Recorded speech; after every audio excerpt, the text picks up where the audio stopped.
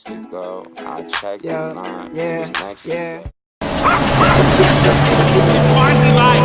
Fonzie on YouTube.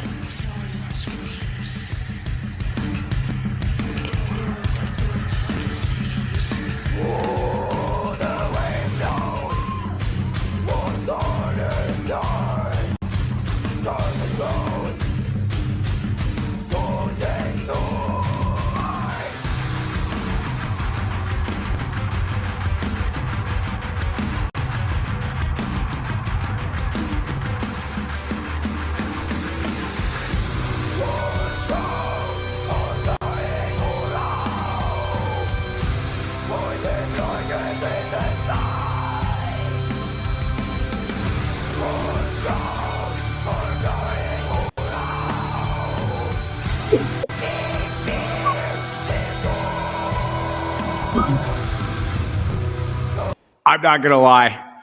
I would like to date Miss Chili, like instantaneously. That's not something you see every day from when they do the like the talent part of the Miss World or Miss Universe or whatever.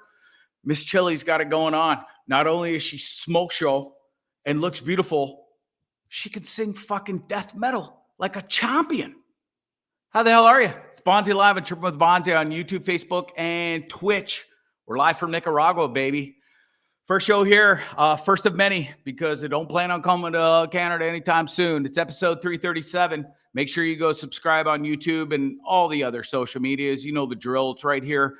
Some really, really exciting stuff coming up. I've got a professional photographer, videographer coming to shoot some amazing content.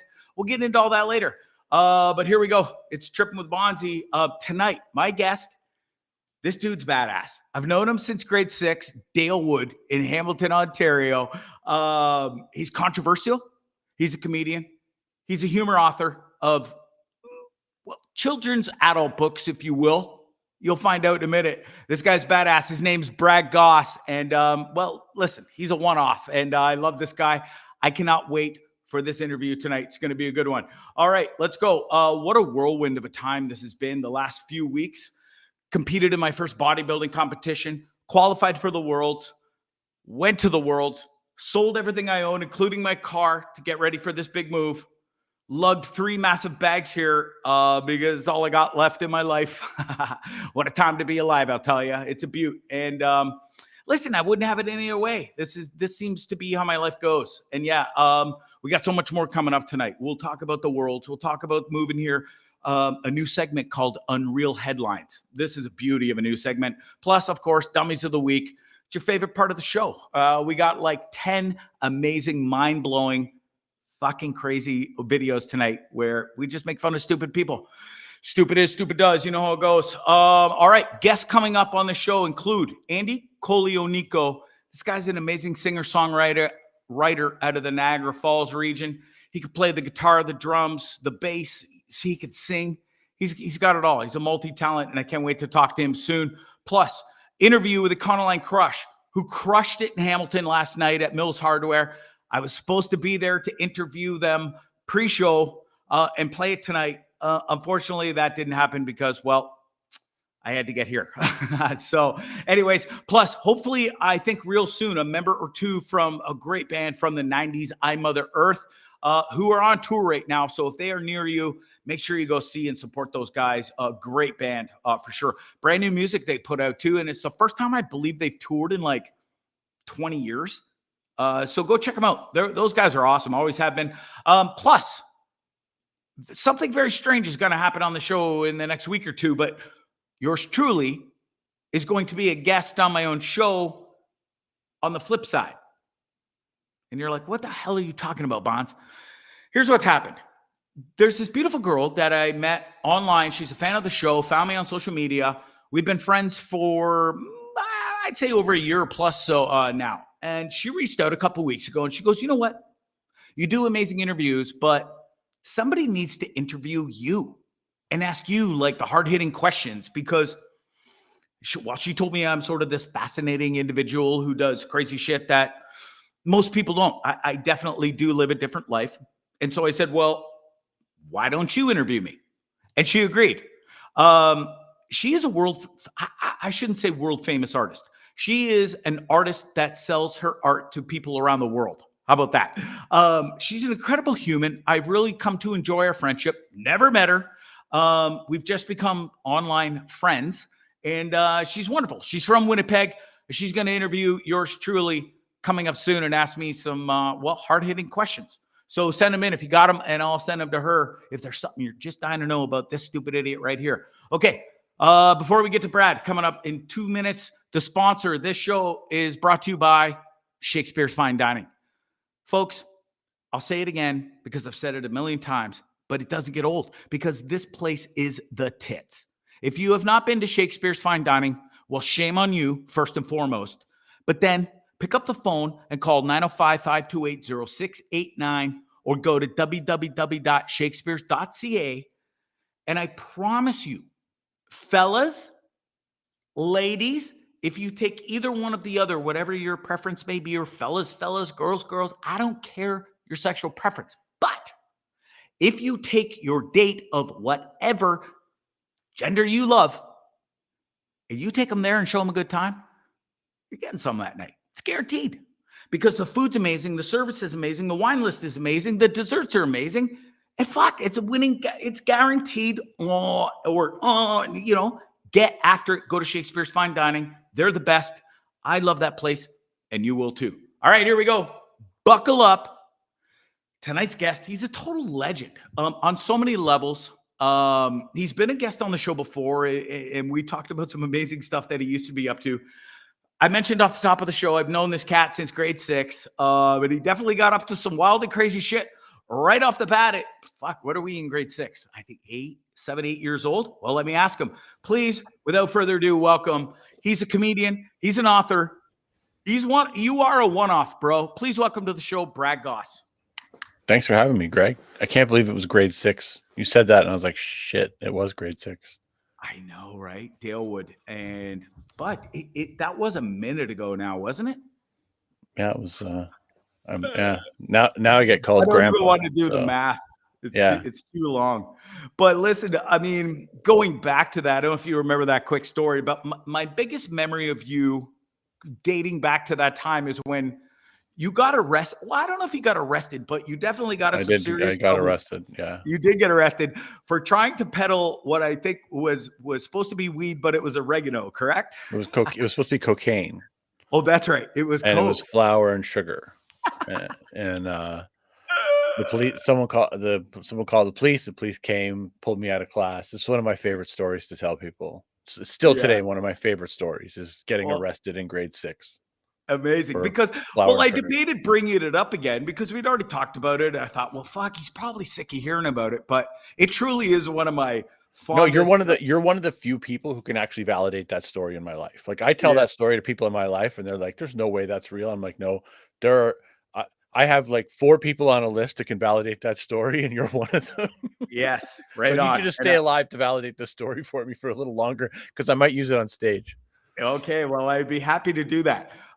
Fella, you've certainly come a long way since being arrested in grade 6. But, it sort of all comes together hand in hand if you think about it, because you were just sort of tapping into your entrepreneurial skills, if you will. Sure, yeah. At that time, which is certainly sometimes you got to sell fake drugs. Yeah, well, hey, whatever you got to do. It's a dog-eat-dog world out there, and whatever you got to do to survive. Yeah. But you took it so many steps further. You've been a speaker around the world. You were in the porn industry on not as an actor, but on the back end of things. Yeah. You definitely were amazing entrepreneur. You made some sick money.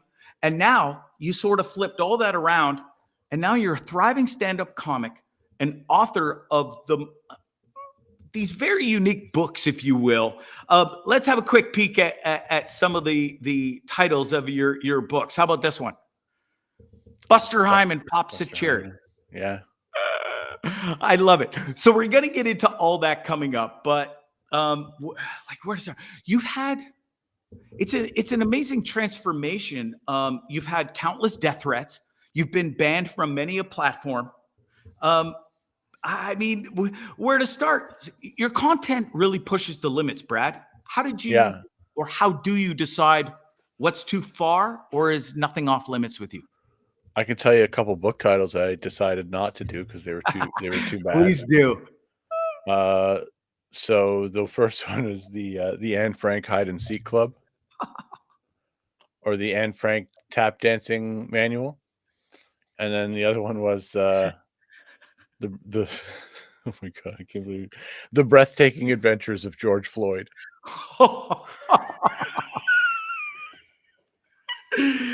It's So hard to imagine how you've had death threats and been banned from so many social media platforms, bud, to be honest. And those were the ones that didn't make it. So they didn't. that's amazing. I'm still trying to find the angles for those ones. I'm trying to figure Yeah. out if there's an angle. Well, I think where there's a will, there's a way, as they always say. Yeah. What Joker bit brought you the most hate, or at the same time, probably hand in hand, the most views ever? Probably, right? Actually, no, they're different. Okay. The most hate came from a book I wrote called Mom and Dad's Swinger Party. Now, Greg, I do things intentionally to push buttons. There's certain Sure. things that I do, like with Mom and Dad's Swinger Party. What I did to push buttons, and it's subtle, but it works extremely well, is I mixed race. So there's a black couple and a white couple on the front of the book, and that really upset people, but they didn't know why they were upset, but that's what triggered them. Right. And so anyway, somebody shared it on X and said this book is in your kid's library and the author's a pedophile. And so they started coming, like this lynch mob of people started coming after me on all the platforms, leaving book reviews. This man's a pedophile, he's targeting children. And somebody said to me, because I have to follow the rules of comedy when it comes to these kinds of comments and heckles. I can't just be like, no, I'm not. Yeah. Like, that doesn't work, right? And somebody Yeah. said to me, they're like, how come every time people call you a pedophile, you don't say that you're not a pedophile? And I'm like, well, that pedophiles are bound to honesty, so they have to tell the truth about being a pedophile. So I avoid the question because I don't want to be forced to tell the truth. Like, what the fuck do you think? Like, and I'm trolling, right? And so but my favorite response is, why would I target children? They're broken, stupid. They don't have Amazon. They don't have an American Express card. They can't order my fucking books. What good are they to me? Right. Right? Like, I don't want they're useless to me. Exactly. But so there's a group of people that believe that my adult children's books are actually targeting, like I'm trying to convince children that cuckolding is okay, Right. Right. and so those people get really angry with me, and then the problem is that when people get mad at me, I poke the bear really hard, so I don't let it go. I Yeah. make you regret engaging with me, because I get paid to be here. You're a volunteer. So I'm just going to keep going because you're boosting my numbers. You're working for me now. Yeah. And so I have this like Chat GPT thing that deals with trolls, and it's like specifically designed to like ask condescending questions that are designed to determine your mental health issues.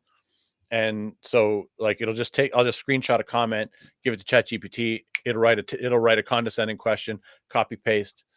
You know what I mean? Amazing. I'm not engaging with them the way they think they are, but Yeah. it's so I get a lot of anger and hate from the people who they just don't get the joke. And I never, like, if I never denied them that. Like, if they're like, why do you target children? I don't say I'm not targeting children. I say children are the future. And like I lean into it, I make them more angry, and that creates the death threats. Like it's what I'm trying to say is it's my own fault. Like, I'm doing this. Well, it is, but I mean, this negative engagement must be a positive for you Sure. ultimately at the end of the day, right? Yeah. Yeah. Like I said, they're volunteers. They're working hard. This army of angry people, they push your shit out harder than the people who like it. Yeah. And so they must really, do they even engage back once you come back at them hard with something they simply weren't expecting?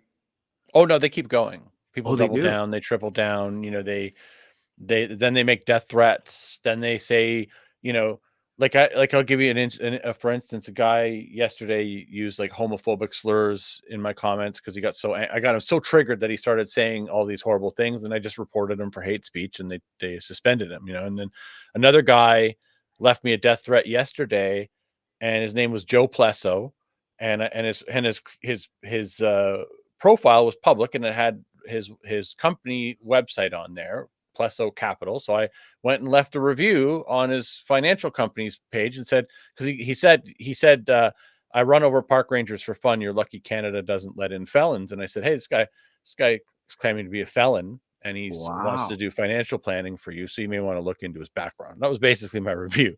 So it's like, I'm so petty that if you fuck with me, I'll go to your work.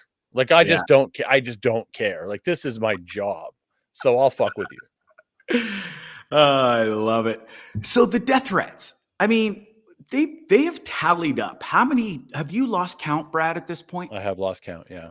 I haven't. Let's put it this way, Greg. I have an FBI agent in New York that I've dealt with. Like, I have a guy at the FBI now.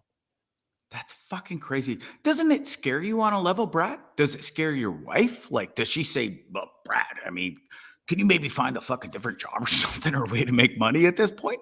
Well, that's not, you know, that's not an issue for me, but, you know, ultimately I don't find it scary as much as I find it hilarious that people think that that's going to be the thing that's going to stop the conversation. That's going to be the thing that's like, all that's going to do is ruin your weekend because a field agent's coming to your house now.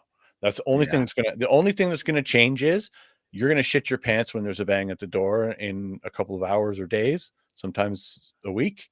Yeah. But I've literally had, like, I had one guy threaten to SWAT me. You know what that is? I don't. So it's a thing they do to streamers where they find out your IP address, and I don't know how they do it, dude. I'm not this smart, but they figure out how to call 911 and make it look like it's coming from your house. No way. They say, I have a gun on my family, I'm going to kill them. And then in the US, especially, the police come in guns blazing. Some people end up getting killed in these takedowns, and it was just a prank. Holy And so I had a guy say that he was swatting me, and I had to get the OPP involved and the FBI again. And it's, you know, it's like, you know, because sometimes they get access to things they shouldn't have access to. They don't usually find your address, but they might find your IP, or they might find something else, and that can at least lead them to the town you live in. Or they find, you know, if you do enough research, you'll figure out kind of roughly where I live, but not close enough to drive around and look for me. Sure. But, you know, it's, I don't know, dude. It's like there's just some people out there that are at a different level of crazy. But I also feel like the guy who leaves an Instagram comment is not the guy I need to be worried about. Fair. Yeah. That makes sense. The guy I need to sense. be worried about is he's coming. He's not telling me he's coming. Yeah. It's, man, wait, what a weird, obscure life you live. You know, and on top of that, with the death threats and everything, you do stand-up comedy live on stage, and you know, it's the same sort of deal where there are some people that you fucking trigger in the audience, and something crazy just happened, I believe, this past weekend, right? Can you tell us about it? Yeah. It's actually, this is the first time this has ever happened to me. I've been doing stand-up for 6 years, and I've been doing the same opener for 3 years, and nobody has ever been triggered by this. And dude, this was a weed show. Those shows are notoriously peaceful.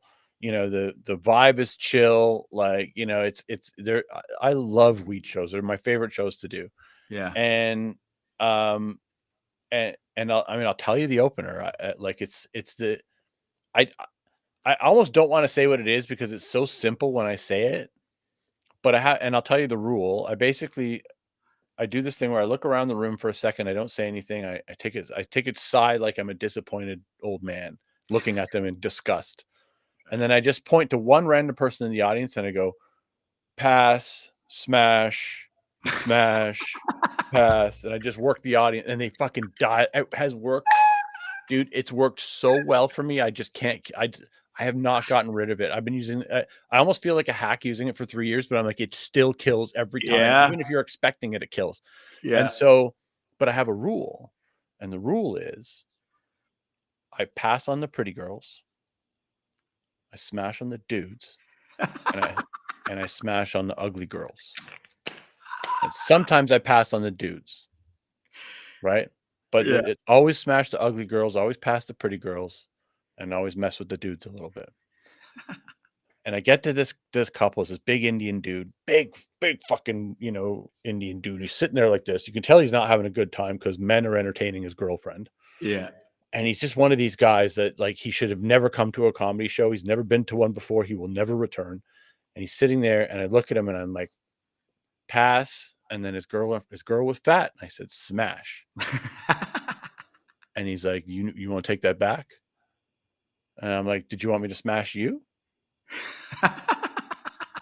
And he was like, no, her. And she's tapping his shoulder going, stop, don't stop. And he's like, no, you need to take it back.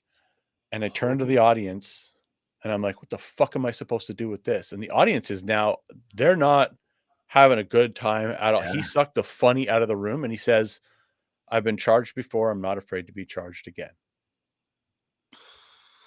And I can hear girls gasping out of my left ear. He's in front of me.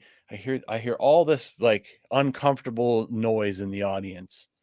And I'm like, I got to take control of this. And so I said, can we get this guy the fuck out of here? He's sucking the funny out of the room. And the staff came and took him and his girl, and she was mortified. And they went outside, and he was waiting for me outside like it was fucking, you know, grade 7. I'm waiting for you after the bell, you know? Waiting for some of that fake Coke in grade 6, bro. Exactly, yeah. So, you know, and it's so funny because I've taken a lot of heat for this. I told the story, and a comic friend and I walked me out the back way. We took the alley so I could get to my car without this asshole seeing me. And all these people are leaving these comments like, oh, you're such a wimp. You wouldn't fight the guy. I'm like, dude, I'm a 52-year-old man. I'm not trying to get stabbed on my way home from a fucking comedy show because I hurt some dude's feelings. Like, you fucking kidding me? This is Toronto. People get shot every day. I'm not fucking around. Wow. And so I snuck out. I took off, you know, and but the funny thing is, like, and I'll share this with you because you understand, you know, you do stand up yourself, so you'll appreciate this more than most. This is I'm gonna read this to you. This is what the producer sent me the next morning, the booker of the club. Okay. You handled last night like a pro and really won back and brought back the crowd to life afterwards. Would you like to come in a headline January 17th? Full clicks for you, bro. Way to go. So that's the only metric that matters, dude. It's the only thing that fucking was I got the crowd back. They were happy when I was done. You know, and the funny thing is I kept playing to the empty chairs. I kept saying, imagine if I told that joke to her, you know, it kept like, you know, kind of putting it back, to, you know, and like making light of these people that left. But yeah, that's the first time that's ever happened to me. And a lot of comics apparently have had this happen to them. And they say it's a small town thing. It's not a Toronto thing, but I guarantee you this guy was from Brampton. He was my friend here. He's a firefighter in Toronto. He's lived in Toronto or has been part of the Toronto scene for a long time. And he said that happens all the time there in Toronto. That's crazy, dude. I can't imagine showing up with my girl and getting butthurt because a comic, and it's part of his job sometimes, especially if he's really good and plays to the crowd, you know, and you're sitting in the front, you're fucking guaranteed to probably be picked on and get made fun of or whatever. So sure, yeah. Yeah. Man. Sometimes you get roasted. You know what I mean? You got to be prepared for that. And I don't know, dude. I just think I've seen it happen before where it's like somebody suggests let's go to a comedy club and they've never done it before. They have no idea what they're getting into. And it goes off the rails for them very quickly because they realize how easily offended they are. Yeah. And then they make it everybody else's problem. Crazy.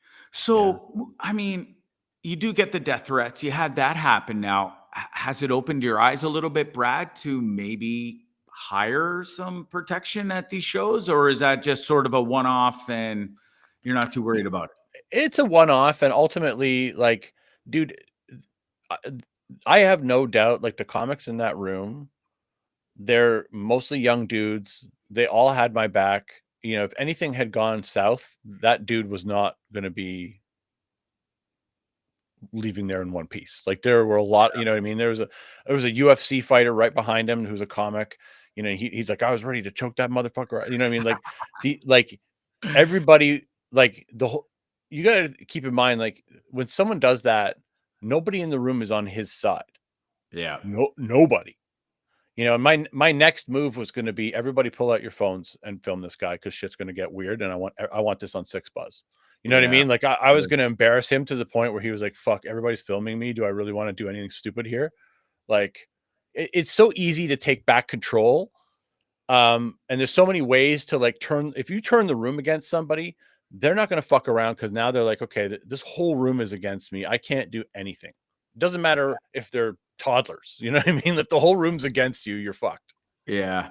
You must have been pretty thankful that this happened 6 years into your career, because I mean, it takes time to develop these quick comebacks and deal with the crowd. Because I know as this new stand-up comic who's only been up on stage twice and done it, I would not have that sort of calm and cool because I'm so locked in and trying to remember, you know, my lines and everything to deliver these jokes and timing and focus on that. It definitely does take time and experience to deal with those people, right? Yeah, and it definitely, and I think the big part of it that I always try to remember is this is a business. 99% of the people came here to have a good time. 1% is having a bad time. That person can go.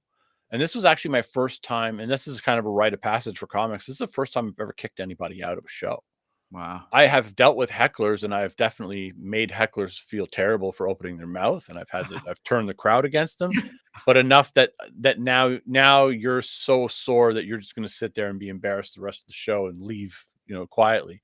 Yeah. But this was the first time I've actually had to say, can we get this guy out of here? And it's a thing we all have to go through. You're going to do it at some point. You're going to have to say, can, you know, and you'll remember me saying this had to happen. You have to go through it. Somebody will once they like, it's one thing if they throw you off a little bit. It's another thing if they start to wreck the show for the rest of the crowd. Once the rest of the crowd's having a bad time, they're a cancer. They have to be removed. Yeah.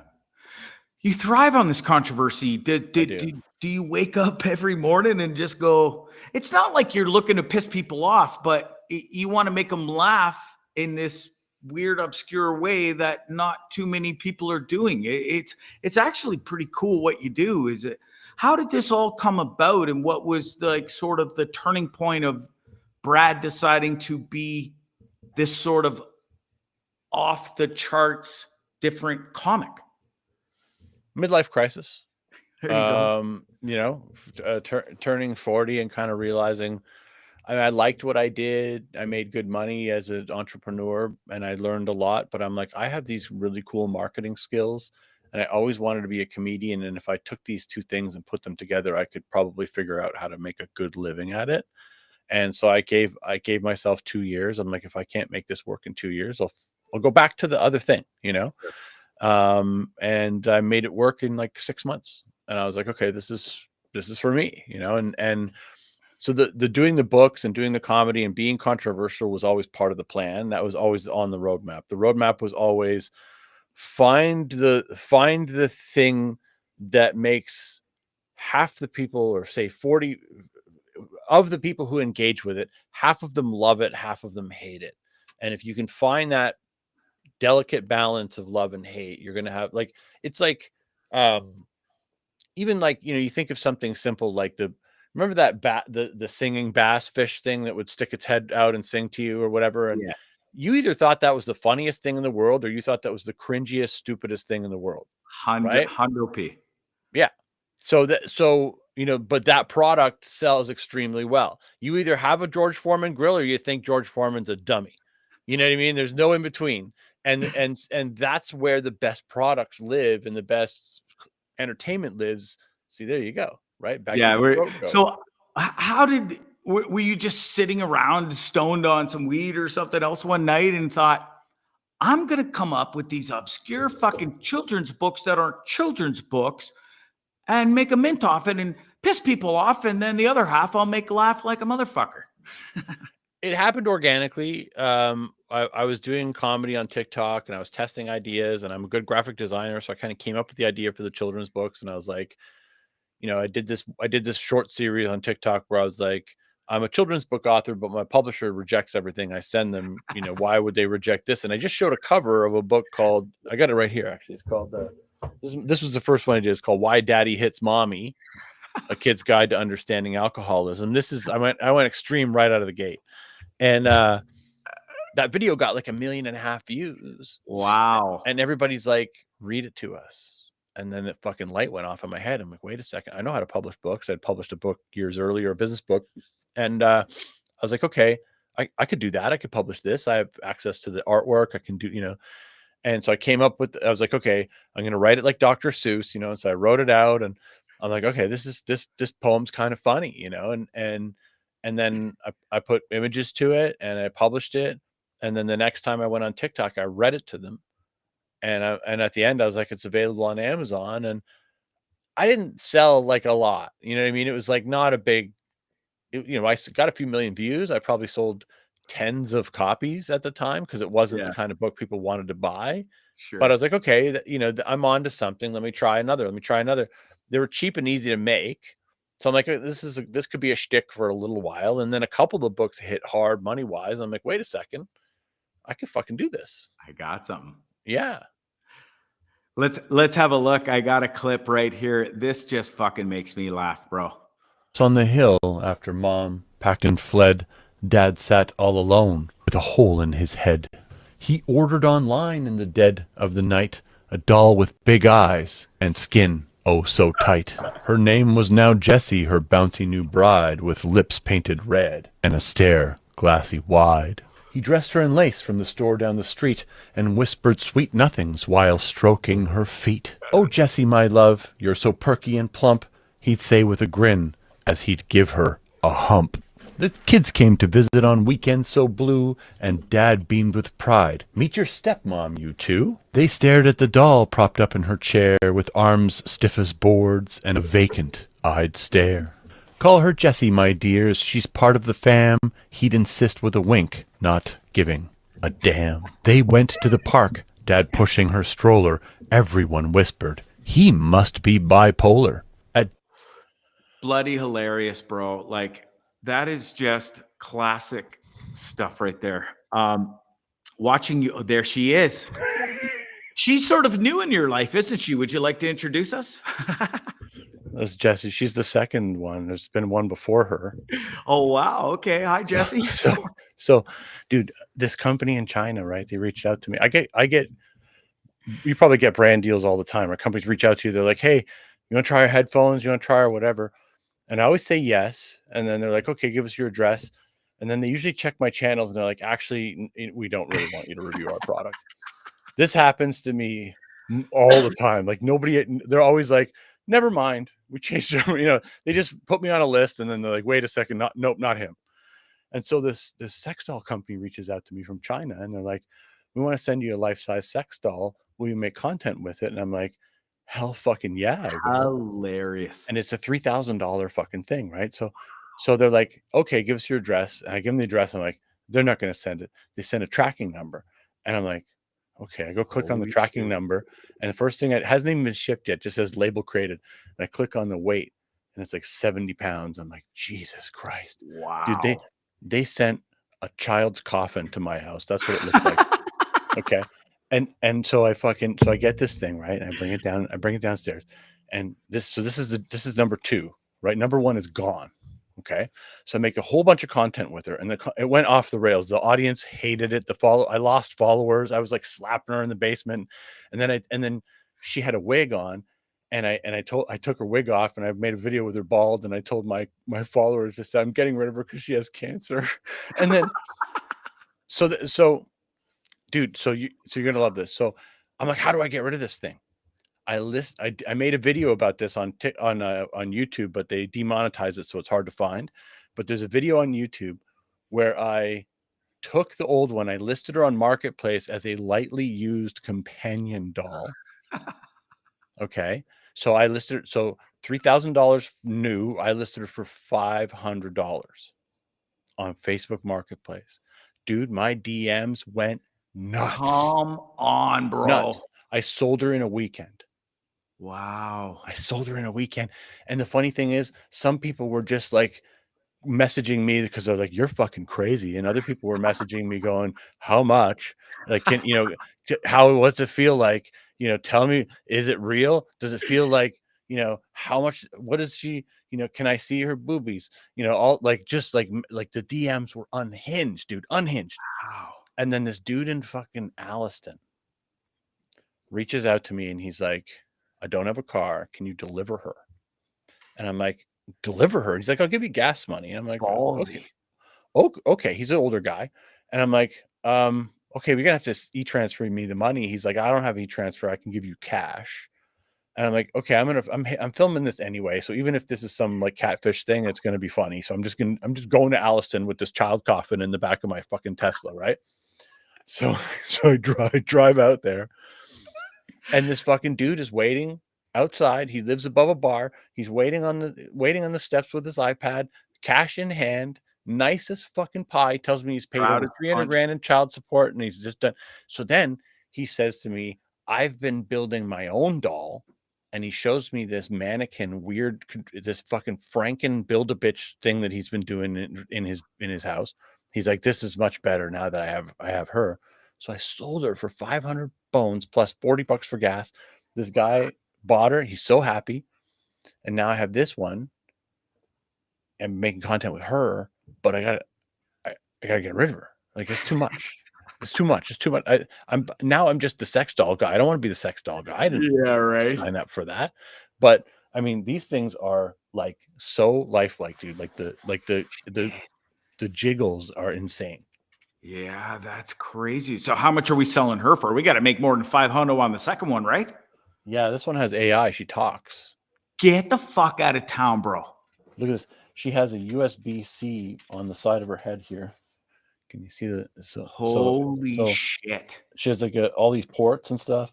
It's like look, she can, you know what I mean? She got like the, you know, she's like Scouts on her or Big Heil or whatever you want her to do, you know what I mean? Just fucking like whatever you're into, she'll do it.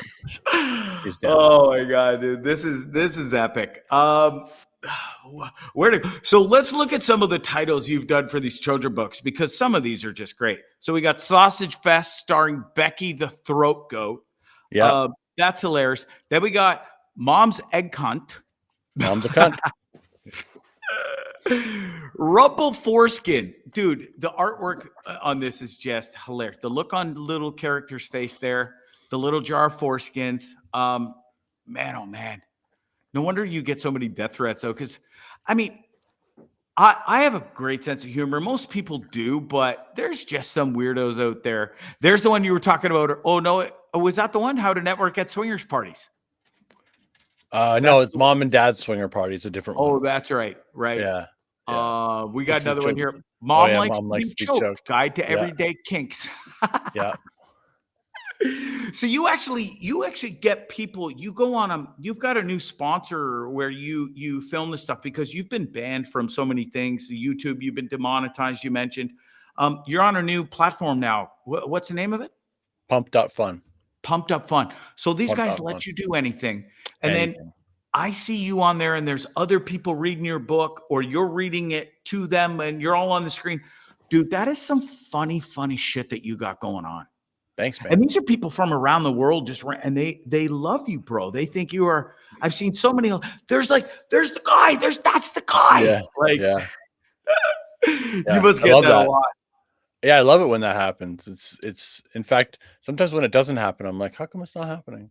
Yeah, like what the fuck? How come you don't know I'm the book guy? With these people. Yeah, or sometimes it's just my favorite is just it's that guy, and they don't know, and I won't tell them. Right. I never give it to them. If they don't know, I don't give it. They're like, no, I know you from somewhere. You do TikToks, right? I'm like, yeah.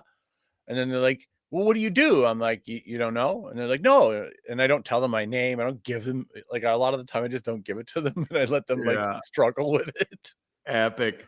Have you ever had a parent accidentally buy your book with like a title that may not be so obscure, and for their child thinking it was something? Have you ever heard a story like that? Yeah, I had this lady hit me up on Twitter, and this was this year actually, and it was due to like I'm a monster. I have to tell you, I'm a monster. Okay. When it comes to dealing with these people, I'm the comedic persona of Brad Gosse is the monster that I want to be inside. Like it's the unfiltered monster that I wish I could be. Right. Yeah. So, like just total honesty. That's who it's I get to be this asshole. And so this woman reaches out to me on X and she's like, she was at a charity shop in the UK. So my book wound up in some secondhand fucking Value Village type of place, right? Yeah. And her kid picked it up. It was Becky the Throat Goat.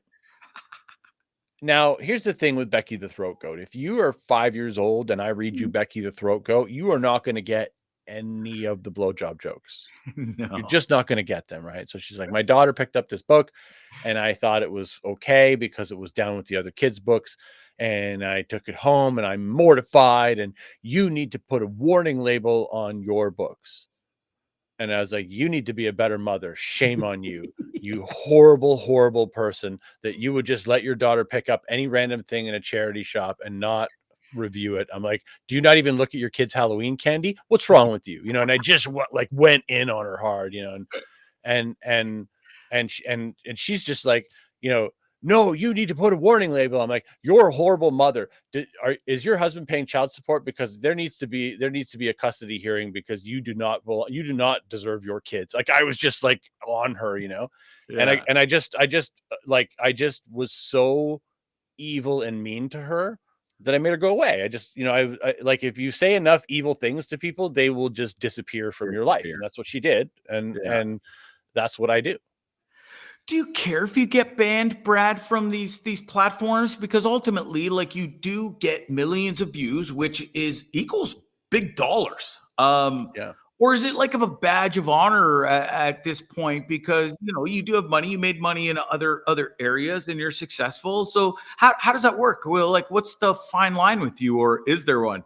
I don't want to get banned. But the thing is, I've learned, dude, the things that get banned, like the most recent book that got me in trouble on Instagram was Frosty the Blowman. And it's about a cocaine dealing snowman. And the reason it got banned was because people were so mad because they thought there were kids snorting cocaine, but it was really cartoon adults snorting snow off the ground in this one page. But they couldn't get it taken down for the thing they wanted. So a whole bunch of people got together and reported my post for selling drugs. So the things I get banned for, like, the truth be told, the bans are often reversed through appeal. So they're not even bans. It's just like, you got a strike. You get 3 strikes, right? So with TikTok, if you get a strike, okay, you have 3 strikes, right? So if you get 2 strikes, I'd take a 60-day break from TikTok and those 2 strikes go away. And now I'm at 0. Yeah. Same with Instagram. You get a strike, you get 2 strikes, you take a 60-day break from Instagram, post everywhere else, and boom, you're back to normal. So I know where the line is, and I just don't go over it because there's business there, there's money there.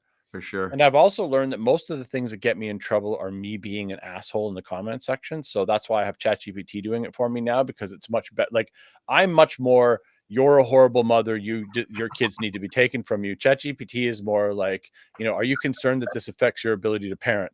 You know what I mean? It's much more sort of, it's still condescending, Sure. but I'm a monster. ChatGPT is a bit more diplomatic. So I'm learning to use the tools in a way that still triggers people, but not to the point where I can be reported for the comment that when I say, I hope you get cancer.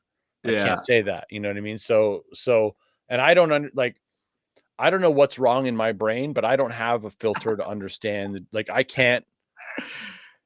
don't know the difference between, fuck you, die in a fire, and, maybe you should, look in the mirror. Like, I don't know the difference between to me, they're the same thing. Sure. I've actually got this clip. I've had it lined up. It was one of the 2 I pulled it because I just love watching you talk about your books. And we sort of saw you read the other one. And this is you explaining what happened with Frosty the Blowman, I think it is. Here, this is hilarious. Watch this. Something good happened and something bad happened all at the same time. I got ghosted by Instagram. It's because of my book Frosty the Blowman, a Christmas parody about a cocaine dealing snowman. I've begun live streaming on a new platform called Pump.fun. They won't take my videos down. It's uncensored. The post that got taken down is the reason why this book is a bestseller. I still have some videos of other people reading this book and me reading this book up, and I guess I'm asking those of you who got triggered to stop being a little snitch. They're cartoons. They're not real. You ever have something... Oh my God, dude. You are just gold. You're the gift that keeps on giving, bud. Thank you. A lot of comedians out there really do struggle to monetize, like even some really good ones, and they just don't know how to do it. I mean, you seem to crush it. What's your secret, or do you want to share it, or is there one? I treat it like a business. A lot of them treat it like, a lot of comics I meet treat it like I'm a star, and I have to be careful what people see and how much they see of me before I become that star. There's a real mentality among, like, there's just here in Toronto alone, there are 4,000 people that identify as comedians, right? Okay. And so out of those people, a very small percentage of them are actually doing it as a business. And the ones who are either focused on, you know, ticket sales as their primary revenue source, or album, or maybe they do Sirius or XM radio or something like that, or some kind of Canadian content thing, but all of that's really low paying. And so for me, it's unless you're selling, like, you know, theaters, you know what I mean? Like, you know, you know, Ben Bankus comes to mind. He's killing it. You know what I mean? Like, I went on tour with him, and he's brilliant with what he does. And he's figured out how to, he's created a fan base that buys tickets to his shows, and he does really well at that. But very few people are in that group. And I'm not in that group. I can't sell at theaters on my own.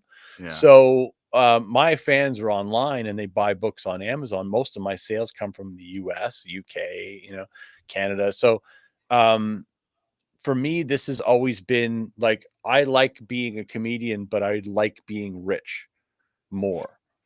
And so the money was always the first and foremost. Like, even when I went, like, as for instance, I went on tour with Bankus, and, you know, like, they're flying coach and staying in these little condos. I'm flying first class. I'm opening for him. I'm flying first class on my own dime and staying in a fancy hotel. And he's like, "What are you doing?" And I'm like, "I can't live like you guys. I'm old." Yeah. And I got pampered when I was like, I made a lot of money in my 20s and 30s, and I got pampered on some shit, and I just have to live a certain way now. And they're like, "Okay," you know, and like, it's just, I know it sounds like almost snobby to say, but it just became my well, hell, you made that money. You deserve it to live the way you want to live and travel the way you want to travel, right? So fuck them. But I treat the comedy the same way. I treat it like, okay, this has to be a successful business, or why like, if I can't make it work financially, what's the point?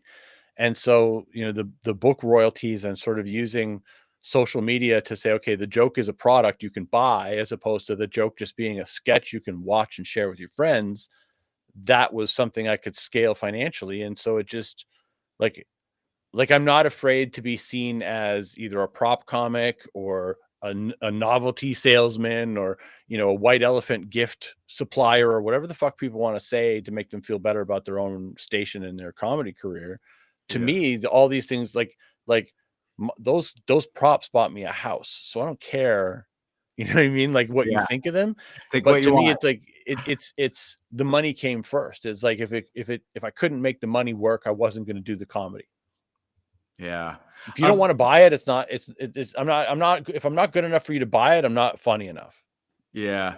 You answered this question earlier without me asking, but I had it here, and it was have any brands or companies ever wanted to work with you until they Googled you? And you answered that and said they definitely are like total reverse, and they're like, yeah, no, we're good. Does that bother you, Brad? Because ultimately it's just comedy. And it is taking dollars away from you, right? Yeah, I would say it has bothered me more in the past. But I go through phases where I kind of seek acceptance, and then I realize that that's never worked out for me. And so sometimes, like, I had a call with Dude Wipes not long ago, and then they were like, yeah, it's not a fit, you know. And I have an agent that finds me these deals, right? So I get these Zoom calls, and they're like, hey, can you jump on this call? We want to pitch them an idea where you do a children's book, and with their product is blah blah blah, that, you know, you're ghostwriting it, that, you know, they'll just buy the copyrights or whatever. And you know, 99 times out of 100, those deals just fall apart. And most of the time, like even like the guys from Man-Made reached out, and then they were like, "No, we don't think it's a fit." Like I have a lot of these meetings that end up going nowhere, and it is like there were times where it was more frustrating, but I've kind of got to a place where I go in with zero fucks, and I don't I try not to seek acceptance because because it's a letdown. Yeah, at Whereas least I yeah. realized like, like I did an interview with two CBC broadcasts. These women from CBC broadcast. They were like, I can't remember their names off the top of my head. You'd know who they were. Famous news anchors from CBC, and they have a podcast. And they interviewed me on it. And then they were like, we're not going to release this. We've decided you're too controversial for us to release this. And I'm like, Come on. you fucking bitches. Like you wasted I could have recorded it and put it out myself. That's what I should have. Yeah. And they were so like apologetic, but I'm like, they're like, we're trying to find sponsors, and we just so I've definitely felt the pinch of that, but then at the same time, I have to remind myself, I own my publishing. All my books make me a killing. No matter what else happens, if no brand deal ever came to life, it wouldn't change things at all for me. Yeah. Good.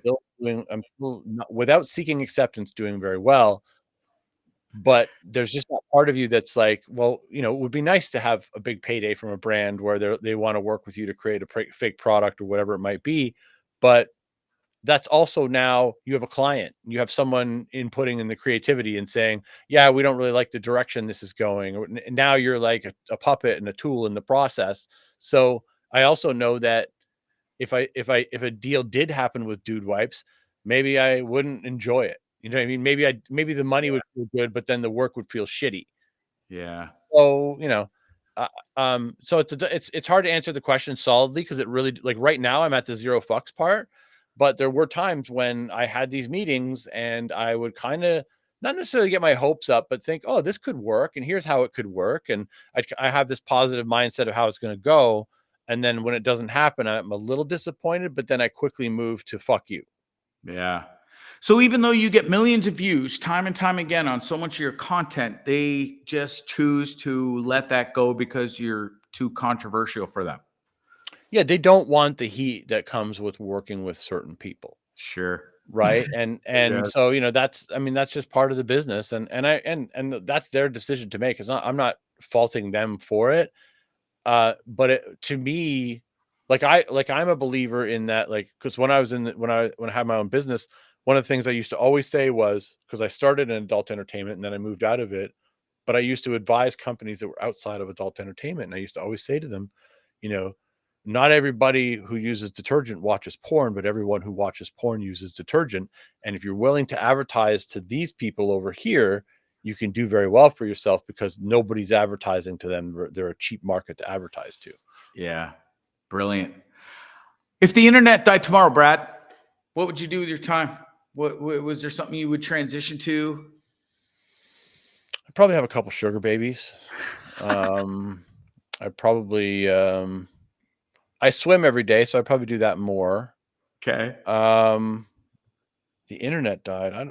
Honestly, dude, it's like a big chunk of my life. I'd probably go through a little bit of it sounds horrible to say, but I probably would go through a bit of a withdrawal because Right. I think we all would, Brad, to be honest. Yeah, I spend a lot of time, doom scrolling thirst traps on TikTok, and I don't know. I feel like I would have some withdrawal, but then I'd probably start taking mushrooms. I think that's what I would do. There you go. Hey, there's nothing wrong with a little God's medicine, I'll tell you. Yeah, there's time for that. Yeah, for sure. What's coming next for you? You got some comedy shows coming up? Are we going on a tour in Ontario, Canada? What's up? No tour planned. I just like doing comedy in Toronto. I really, I'm working on a lot of books right now, doing a lot of live streaming with this pump deal that I have. And, I just put out a book today about the crypto people. It's called Crypto Cuck. And it's this guy who loses all his money and his wife runs off with this Indian guy with, who develops a meme token. And then, I have a bunch of stuff that I'm kind of doing in that space. So there's a lot of interesting things happening in that kind of crypto space where people are, they're using memes and jokes to generate revenue off of the trading and the popularity of those jokes. And there's a lot of money going around in that space. And I'm learning that a lot of the people who are making the money off the jokes are not actually the creators of the jokes or the memes. And so I found this pump fund because people were stealing my memes and putting them up there and making money off of like Becky the Throat Goat. No way. And so I reached out to them, and I reached out to their legal department because I have copyrights on all my stuff, right? Canadian copyrights on all my stuff. So I sent them the copyright forms and or documents, and they took everything down quickly. And I was like, okay, you know, they're serious about this. This is, even though there's theft, they're kind of serious about it. But then I'm looking around and I'm like, wait a second, I own all these memes, all these jokes that I could, you know, tokenize and sort of turn into a financial asset. And so I'm in the process of basically putting all my copyrights on the blockchain right now and turning them into like financial assets. Amazing. Yeah. Dude, you really are one of a kind. This has been one of the funnest. Thank you. My fucking face hurts from laughing and smiling so much. You are really a guy who proves daily that the internet has no rules, no babysitter, no safe words. People love you. They hate you. They'll pretend that they don't watch your stuff, but they're doom scrolling at 2 a.m. to see how much they can fucking actually hate you. You know, sure. It's undeniable. Those people are out there.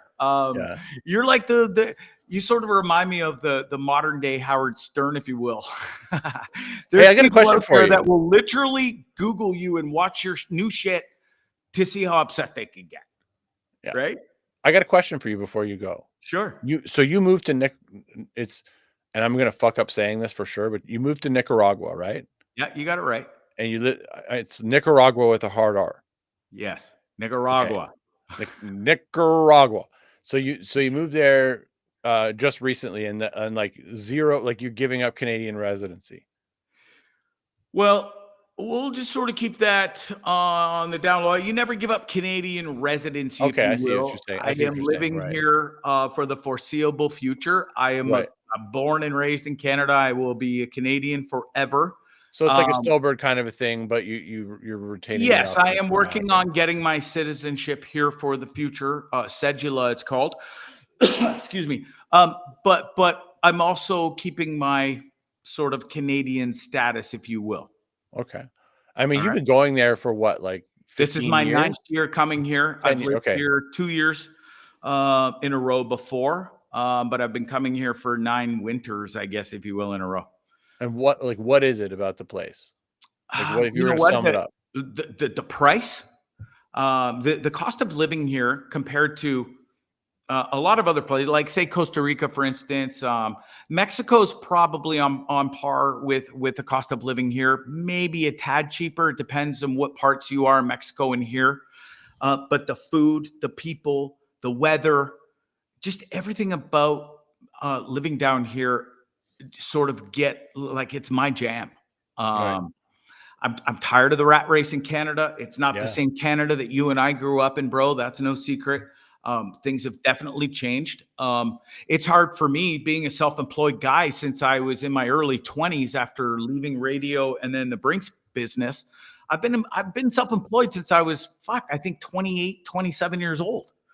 And then to try and take my life skills from owning companies, managing companies, bars, you name it, and then to try and get a job between 50 and 52 that will finally pay me a steady paycheck, get some benefits and stuff.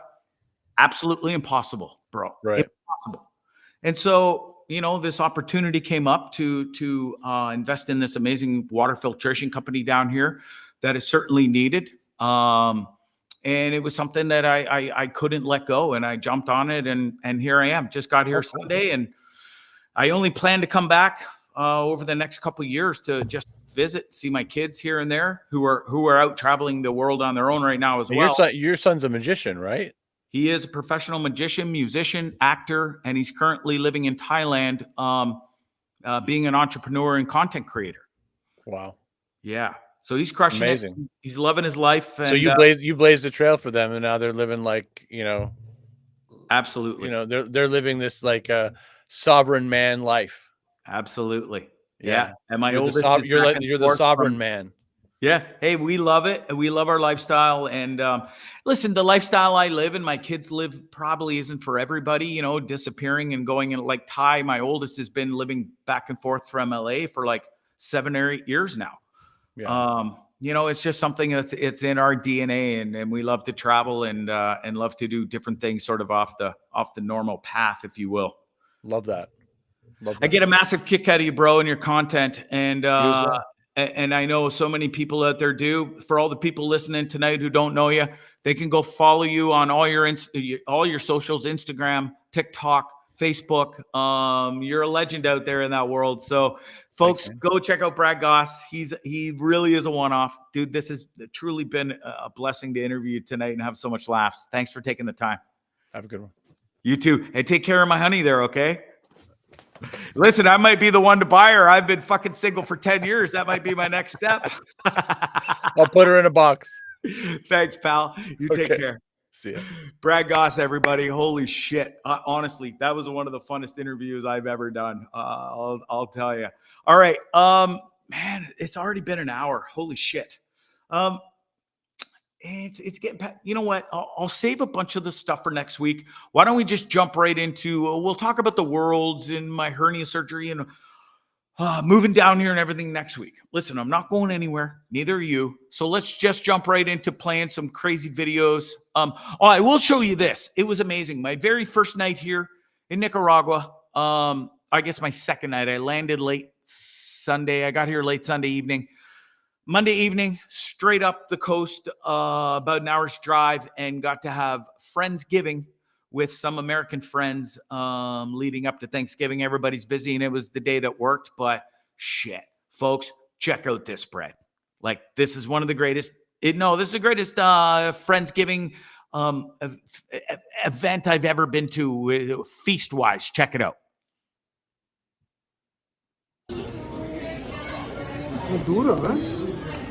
Look at the goddamn food. Look at the spread. Tons of dessert down at the end. Beautiful Christmas tree.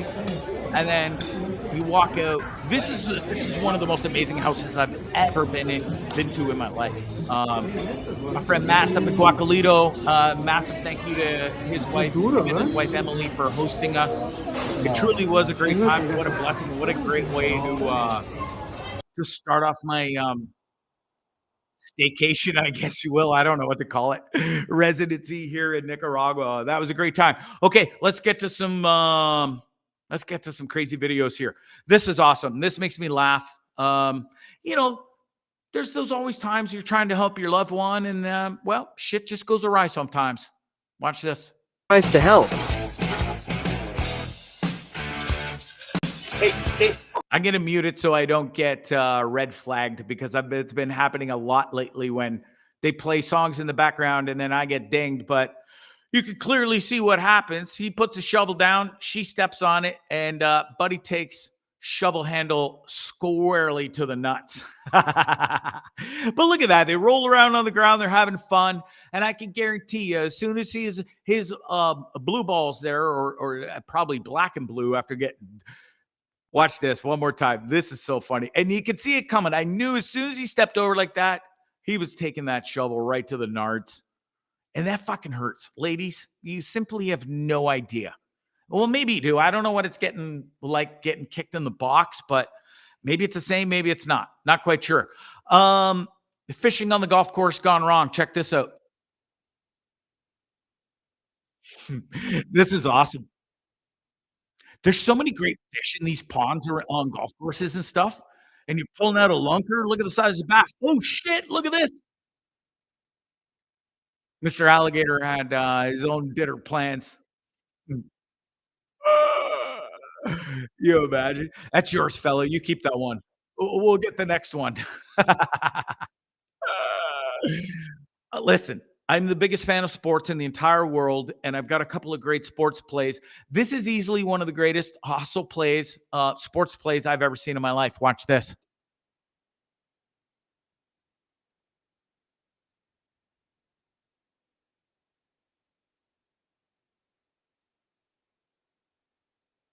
He comes out of nowhere, like 50 yards behind the guy, steals the ball out of his hand, turns around, and runs 100 yards the other way. Look at the wheels on this guy. Whoop! Thank you very much. Doesn't even tackle him. Has the goddamn wherewithal to snitch the ball out of Buddy's hands, snatch it, not snitch it, and fucking completely run the other way. He's got to be gassed right there, bro. That's why there's nobody around him either, because, I mean, look at the wheels here. Obviously, nobody can keep up to him, but even wheels here ran out of gas at the end. That's one hell of a sports play. Speaking of one hell of a sports play, my boys, the Toronto Maple Leafs, they've been struggling as of late. 5 losses in a row until last night when my boy Willie scored this sick dangly scores. How do you do? Winner in overtime. My boy Willie. I don't care if you love or hate the Leafs. You just have to take a second to appreciate how filthy this goal is, especially in overtime. One more time. Watch this. Come on. Do me good. Play it again. Willie, my man. Play it again. Ah, fuck. Holy celebration after the goal. Why don't we just show the goal again? Tavares, nice spinorama, keeps 2 guys off the puck. Check that. There's 3 guys around. None of them can get it off JT. He kicks it back to somebody, fires it over to Willie. He pulls a whoop, and scores. Gotta love it, folks. Gotta love it. Speaking of gotta love it, we have all, and I know every last one of you motherfuckers watching the show right now, or who will watch it on the replay, have had these goddamn cookies at Christmas time. But I can 1,000% guarantee you, you ain't ever going to eat these motherfuckers again. Watch this.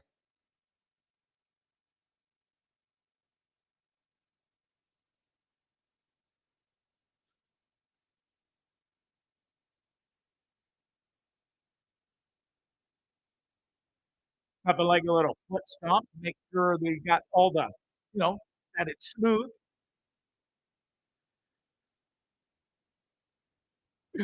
So bad. Just so bad. Speaking of so bad, I don't know how kind of desperate you got to be to test out showers for your, how do you say, sexual pleasures. Watch. Okay. Check it out. Oh, I got to go down on my guy. Yeah, seems to be enough room for that. Hold on. Let me check out. Oh, what if he's got me up here and I got my legs spread? It looks pretty tight. Definitely works from behind, though. I think there's enough room. Now, listen. I'm all for peeps testing out things. But maybe you shouldn't be doing this in the store. Now, lest anybody think that I think this is 100% real. It might not be. They might just be filming this for content. But nonetheless, for this fine, lovely, I'm sure she's a lovely lady. For her to pull this off in the Home Depot or the Lowe's hardware store, if you will, good on her, I guess. We all know she's a goer. Wonder if she's single. I'm not sure who is more scared in this video, but I can guarantee you, Buddy definitely shit his pants. Watch this. I'm going to mute that again. There's no need for sound on this because visual is all you need. This motherfucker's having a nice nap. He's got a fire going. He's boiling some water for his food. Feel something? What the full out of the hammock. Scared the bejesus out of that leopard or whatever the hell it is. Look at those fucking glowing eyes. How scary is that? Fuck. Makes me not want to camp out anymore. Holy shit. I just can't even imagine.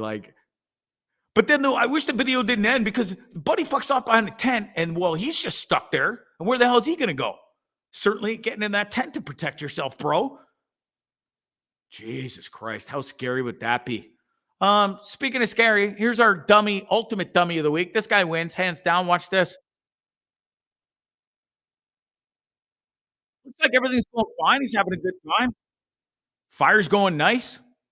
I simply don't see any reason for him to do what he's about to do, but stupid is stupid does.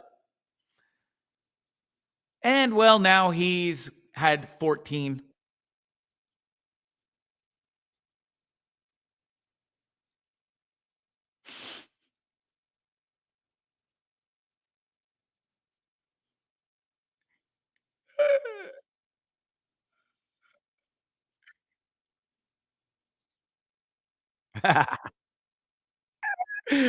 My friend there is simply not wrong. Like, not even maybe. I couldn't have said it any better myself. A couple more here. Listen, God bless the how do you say veterinarians out there, especially ones that work with larger animals that may have a blockage. A job I am super thankful I do not have. Watch. And talk about an explosion. Good Lord. I don't think I can truly say this from the bottom of my heart. I don't think there is enough money in the fucking world that could pay me to do that job. Rain ponchos and all be damned. They don't even have fucking gloves on. Her hand is up that elephant's bunghole, pulling out a massive wad of stuck shit. And then, whoosh, and they stand there smiling, having a grand old time. So's that elephant. Talk about relief. Holy shit. Anyways, that's enough of that. One more before we get out of here. This is an absolute beauty. Doorbell cameras are one of the greatest inventions, except if you're a door-to-door salesman. Watch this.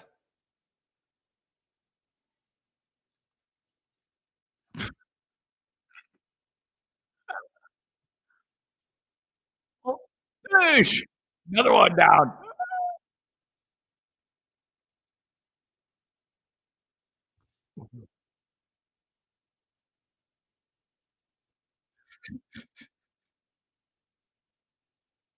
Oof.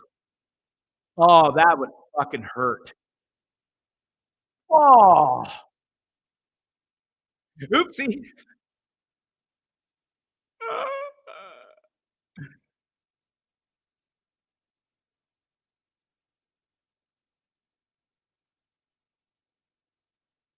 All right, we've seen enough of these idiots. That's it. That's all, folks. Actually, you know what? I got one more. I debated on playing this, but you know what? I truly think this is what Toronto is going to look like in 2050, and is um, half of the reason that I fucking left already. Watch.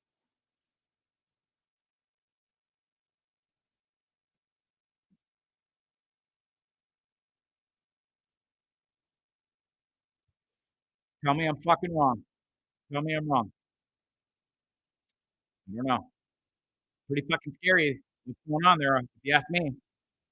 And I don't think that's far off. 2050.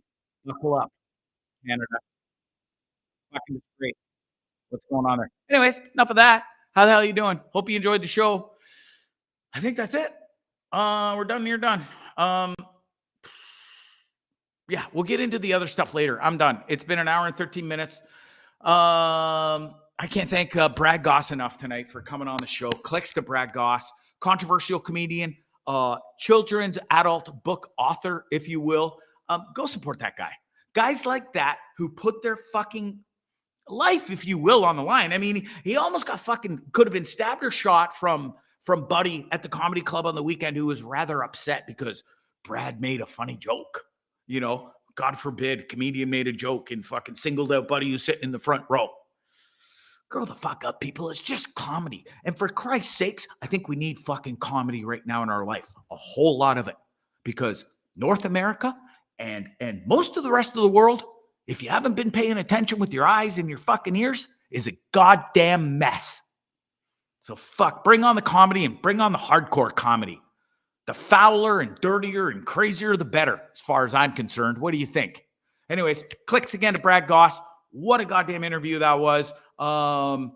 Thanks to all of you, too, for hanging out for the show tonight, checking this out. I know I've been sort of hit and miss. We will be back every Wednesday night, 9 p.m. Eastern Standard Time, moving forward.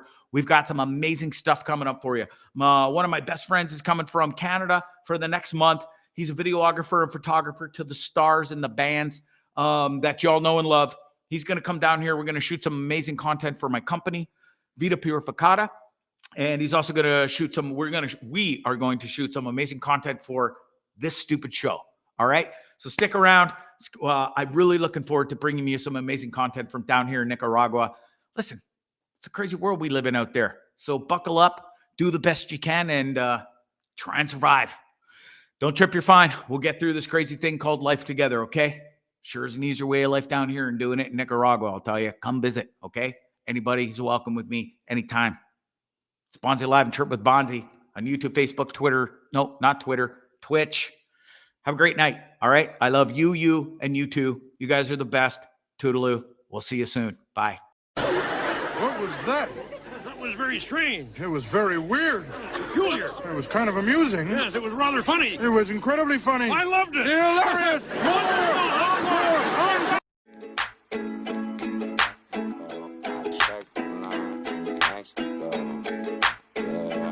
Next to go. I check the line. Who's next to go?